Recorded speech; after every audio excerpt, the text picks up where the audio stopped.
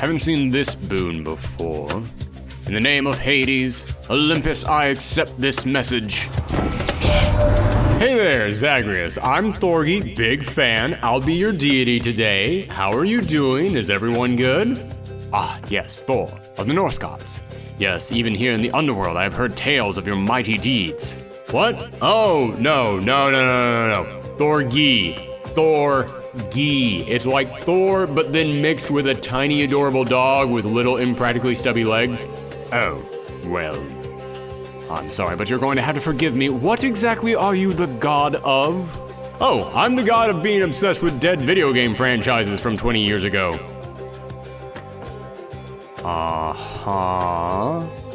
I apologize for speaking out of turn, but I don't exactly see how that will help me.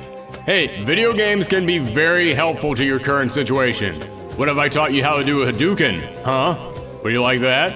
The ability to shoot a fireball out of your hand? Wouldn't that be cool? Why, yes, an ability such as that would be rather helpful. Yeah, it would be. But enough daydreaming, let's talk about what I can actually give you.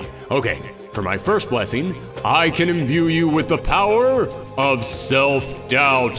From here on out, whenever you choose a blessing, you will always second guess if it was the right choice.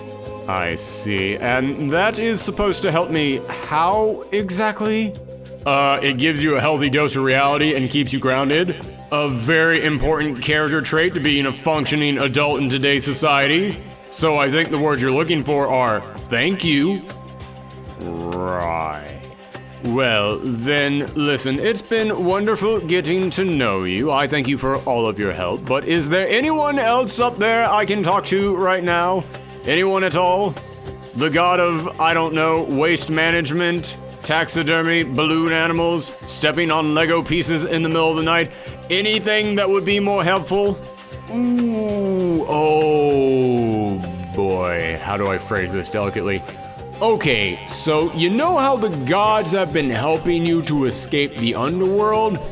Well, see, they've been talking and, yeah, this is like your 200th escape attempt, so they're starting to think that you might be a lost cause who's forever trapped within a cycle of violence. Their words, not mine. So, yeah, they kind of left, but it's cool. It's totally cool because I'm here now. You still got me, buddy, and I'm not going anywhere. I'm going to get you out of there no matter how long it takes. Just you and me, man. Zagreus and Thorgi all the way. So what do you say? You ready?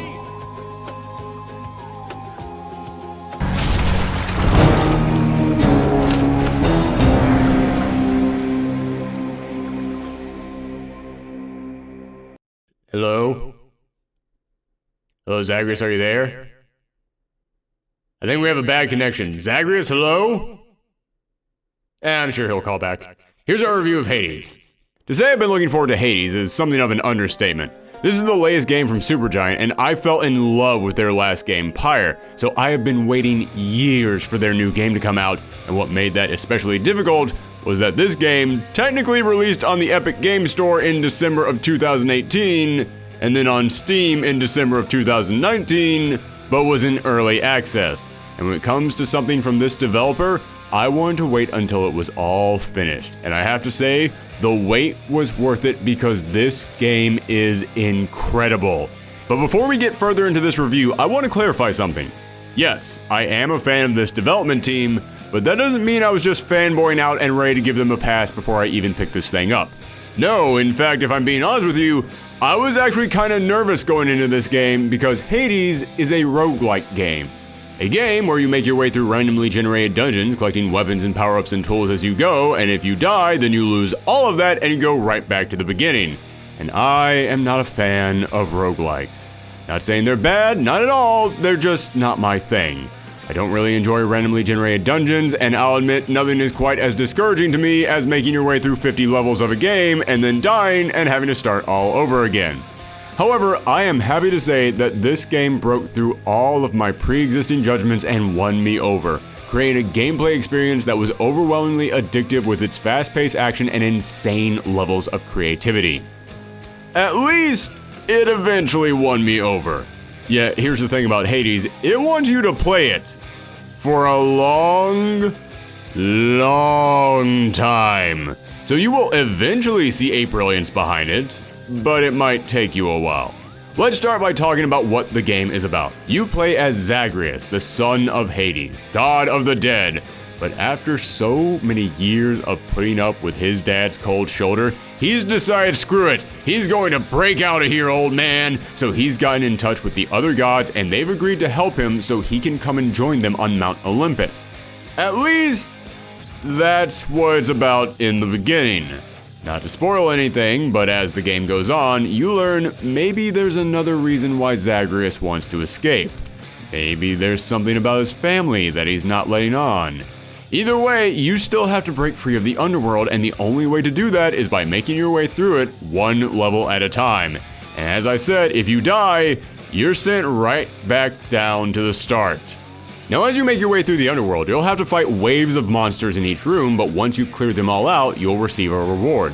These include blessings from the gods that will give your weapons new abilities themed around each deity. For example, Zeus will infuse your weapon with lightning strikes, Athena gives you the power to reflect attacks, Poseidon creates splashes of waters that pushes your enemies away, and Aphrodite gets my video demonetized. My loveliest of blessings is reserved only for those who've earned my deepest adoration. You can also collect keys that unlock new weapons to use, get power-ups for these weapons through Hephaestus, and collect vials of nectar that you can give to your fellow denizens of the underworld to increase their favor with you.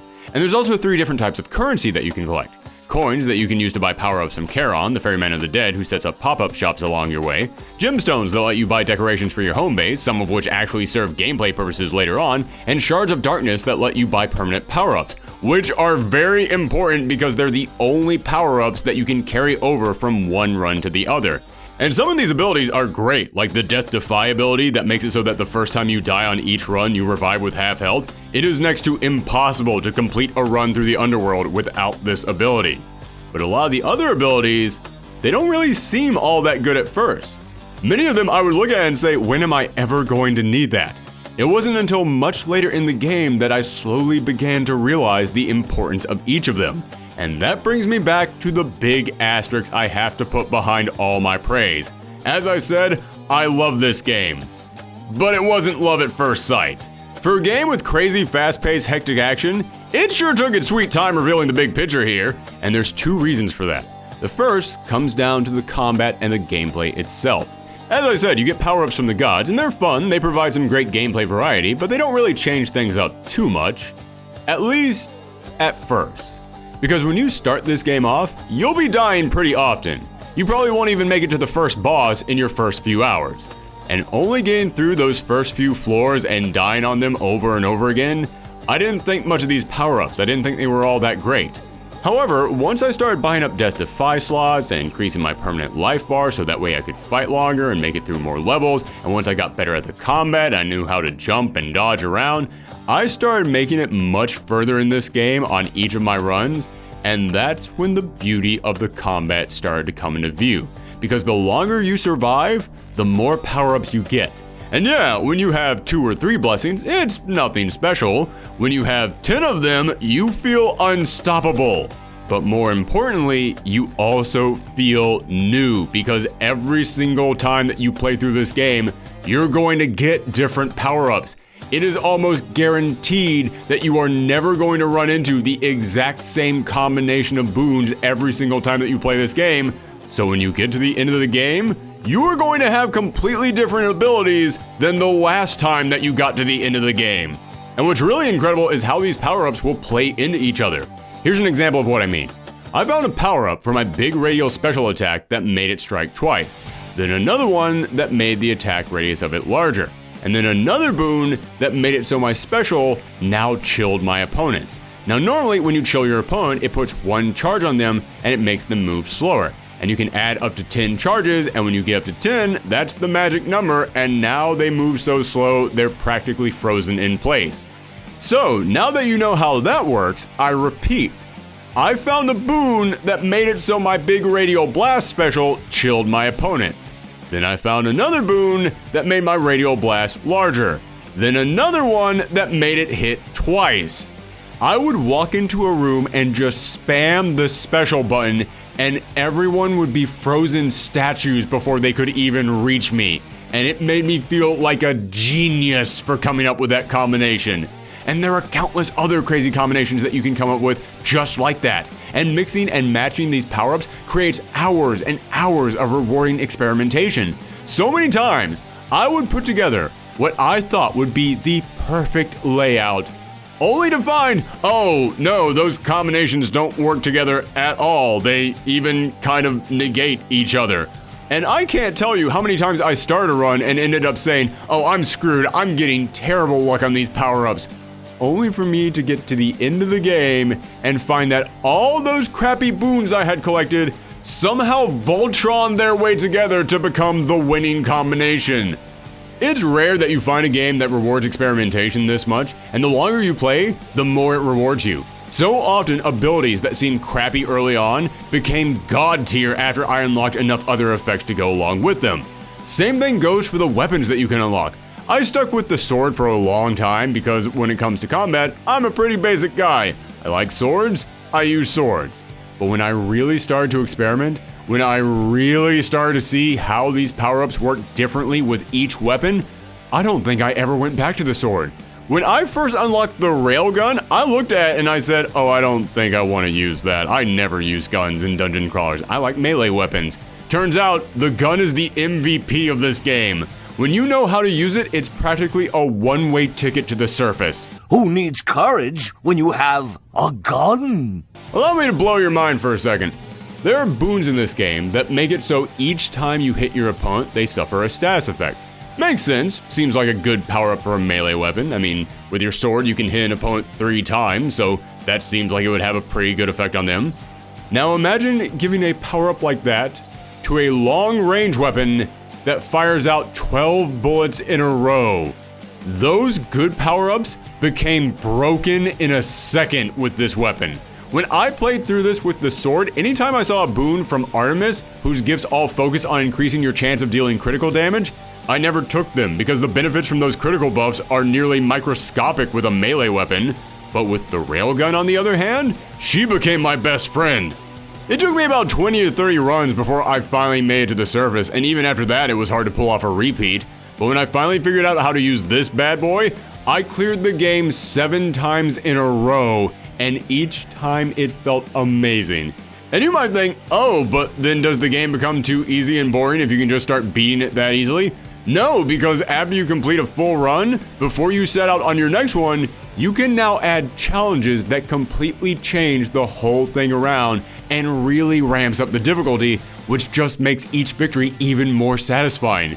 When you get a combination that works perfectly, you can clear out a room in seconds, and it's one of the highest highs I have felt in a game this year. Nothing beats pushing your way through a floor that takes forever and almost kills you, and now 10 floors later, you're able to do stuff like this.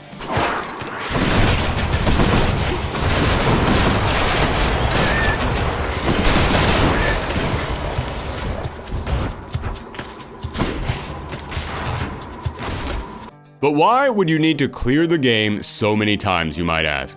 Well, this is a teeny tiny little spoiler, but let's just say that this is one of those games where once you reach the end, it's not over. No, you'll have to break out of the underworld 10 times if you want to get the official ending of the game. And you might think that that would get old, but remember how I said that there were 2 ways this game takes its time opening up and showing you all it has to offer? I already mentioned the gameplay, but the other thing I'm talking about is the story. I already said that as you play through the game, you'll learn the real reason that Zagreus is trying to escape from the underworld, but that's not all. As the game goes along, they'll introduce new supporting characters, each with their own ties to you. You'll learn their individual stories and how they relate to other characters, and every single time that you set out on a new run, you'll try and progress their story ahead a little bit. And as for when you reach the surface, well, you're headed up there for one big reason, but when you reach your goal, you'll only get a little bit of information, and it always raises further questions. So you might think to yourself, damn, I don't want to have to go all the way back up there. But for me, each time that I reached the surface, I had this burning drive to jump back in there because I needed answers, and I will punch the same villains in the face again and again until I get them. It's like when you sit down to binge watch a show and you think, yeah, I'll quit after this episode. But then every single episode ends on a cliffhanger, and next thing you know, 3 days have passed and you're 6 seasons in. And it keeps going on from there. You get tired of the old characters and talking to them repeatedly, here come some new ones after your 10th or 12th run. Think you've seen all the boons the gods can give you? How about we throw in some brand new gods once you have hit a certain point in the game? Fought the same boss over and over again, so you're starting to get tired of them? How about we introduce some new bosses, or that old boss takes on a completely new form? Spoken to a certain character enough times and you think you know them pretty well? Well, then give them a special bottle of nectar, and now not only will they give you back an item that you can level up as you play to make you stronger, creating a whole other motivation to keep fighting, but also it will advance their own stories, leading to side quests that you can do within the dungeons. Tired of looking at the same level over and over? Buy a fishing rod, and now you can fish in these levels to get you extra power-up materials. The way they give you motivation to keep playing is amazing. And yes, it is very slow how they trickle out these rewards, but it just makes it so that way you never really get bored. The second that you think to yourself, yeah, I think I've seen pretty much everything in here, that's the exact moment that they introduce something new. Heck, even when I beat the game for the 10th time and I got the official ending and I thought to myself, okay, I can finally stop. But maybe I'll go back one more time just to see what the post game is like, and then I spent half the day running through here because there was still so much to do. In fact, if I have any complaints, maybe they waited too long to reveal some of this stuff. Yes, as I said, they do pace everything out almost perfectly, but almost perfectly isn't exactly perfectly. As I said, you can slowly increase characters' affinity for you by giving them gifts, all leading up to a quest that you'll have to complete for them, and I did not get a single character maxed out before I officially beat the game. There are things that you can do to help spruce up your home base, and they keep adding more and more things that you can do, which is great! Always happy for more content! But by the time that I beat this game, I think I had gotten maybe 25% of everything unlocked. Again, I did enjoy doing all this. But if they wanted me to do all this and not wait until I had beaten the game and then played through it for another 10 hours in order to start seeing the end of some character storylines, maybe they could have increased these rewards a little bit. Maybe they could have made it easier to get nectar in order to give to these characters. It does feel a bit slower than it should be.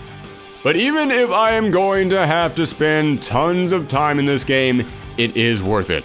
The combat is so fun that it's entertaining and new even on your 50th run. The art style is absolutely gorgeous. Supergiant always has incredible designs behind their characters. And speaking of the characters, holy cow did I love them. Even if you only really get a decent chunk of info on a handful of these characters, I love getting a chance to talk to each of them.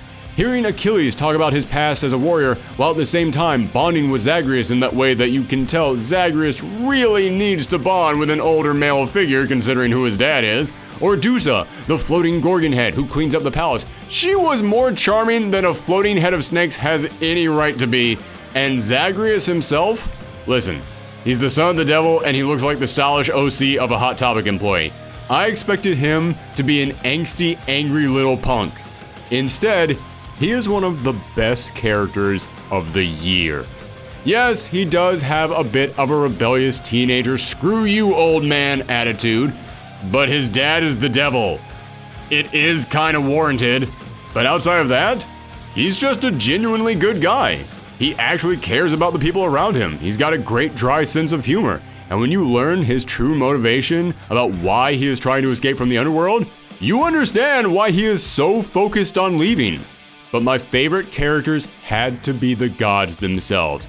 I've seen a lot of interpretations of Greek gods, and most of the time they're a-holes because, well, if you studied Greek mythology, you know they were kind of a-holes.